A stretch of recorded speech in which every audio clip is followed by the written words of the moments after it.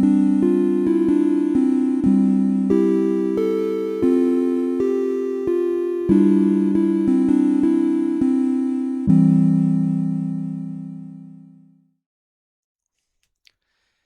everyone, this episode is for anyone, whether you subscribe to the show or not on Patreon.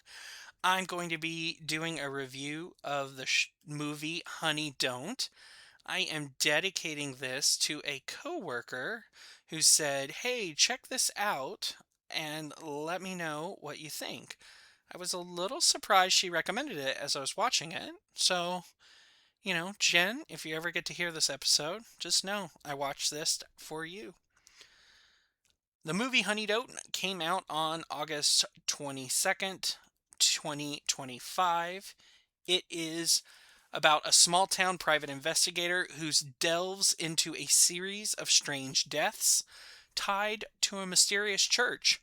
Move over, Veronica Mars, because Honey is on the case. I gotta say, it was a 4 out of 10.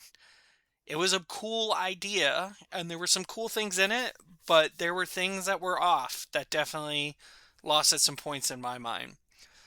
It takes place in the desert, and so the lighting, you can see how bright and sunny everything is, but they also did a really great job of kind of getting this almost visible layer of like dust on everything. I'm not sure how they managed to convey that with the lighting, but everything felt very dried out and hot, and it adds this kind of intensity to this small town life, if you will. In terms of the soundtrack or the score, nothing stood out that much to me. Couple good songs on the soundtrack, but I didn't think anything was like next level. Maybe because shaky cam accompanies some of this music, and I found that really distracting. The opening credits were cool that they buried names in the signs of the town, but because the town tour was being shown via shaky cam, it took me a few moments to be like, oh, that's the cast and the crew on those signs. So, it definitely led something to be desired. Oh, hey, did anyone notice the mural in the opening credits? It's kind of a weird village people look to it. You've got the cop, the firefighter, the construction worker, someone who I thought was an activist, turns out it's our PI, the evangelist, a cleaning person, a farmer, and a moped bike. And there's also these weird oil rigs in the background. I don't know, it gave a very odd village people vibe to me. The story or the script, it was okay. It's a mystery and you're trying to figure out what happens, but you kind of figure everything out pretty quickly. It's apparently supposed to be neo noir, and there are a couple of side stories going on, but they don't all get resolved. Instead, it seems like a collection of short stories that don't all come to a complete resolution. It's got a lesbian hero, which is so great seeing that, but at the end of it, we're left with a bunch of questions.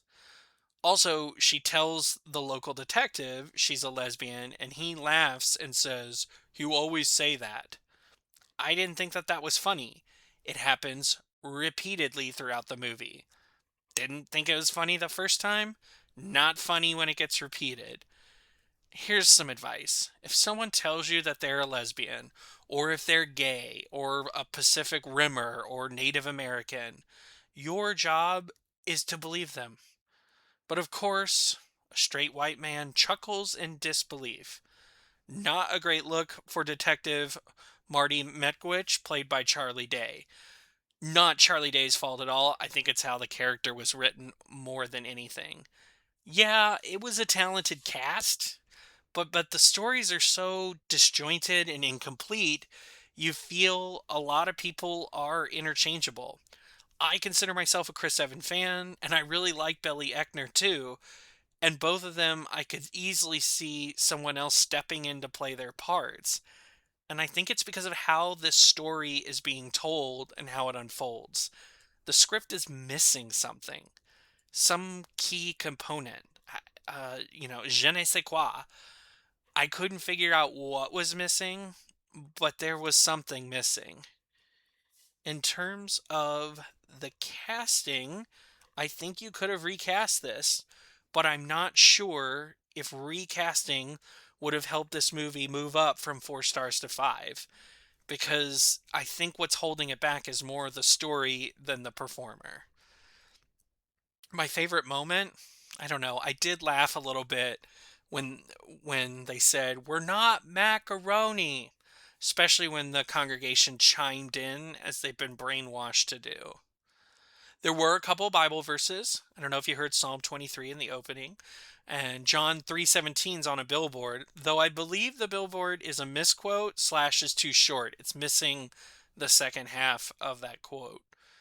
The kids were playing some old school Super Mario Brothers running in the background. So, what up, Mario? So great to see people are still playing your game years later.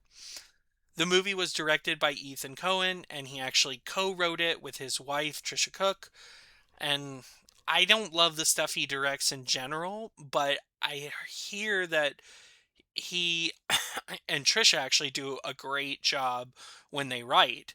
I liked Unbroken, which is he was listed as the writer on. So, you know, do with that what you will.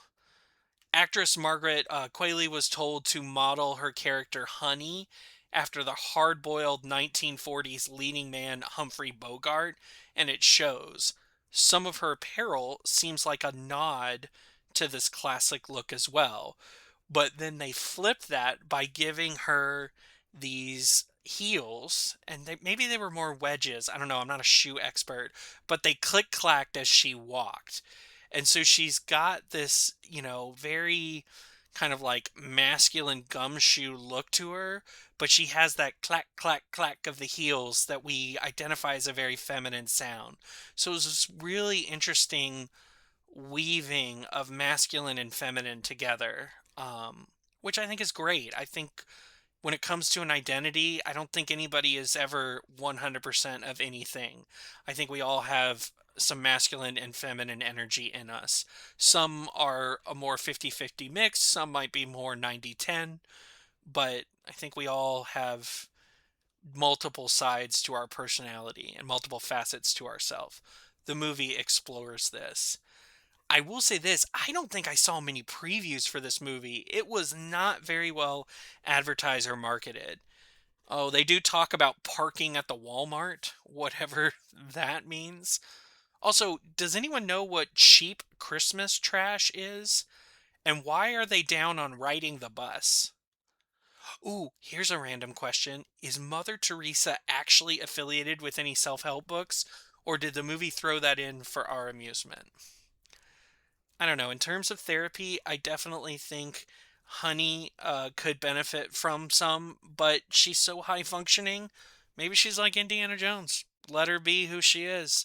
She might not be perfect. She's got her flaws, but hell, she gets the job done. She can solve mysteries better than the police can, that's for sure. Our evangelist says, "Let sleeping dogs lie." So I guess that was our dog watch moment. And of course, the real, pet moment, I would say, since there was no dog, there was a parrot that appeared at the end. And wow, what happened to the parrot? That was a metaphor.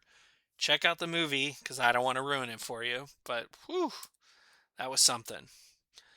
There was a lot of sex. There was straight sex, and there was lesbian sex.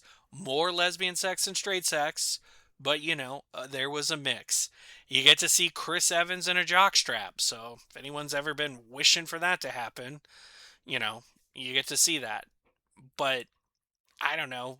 He definitely, I think, was more comfortable in his whipped cream bikini and not another teen movie than he was standing around in that jock.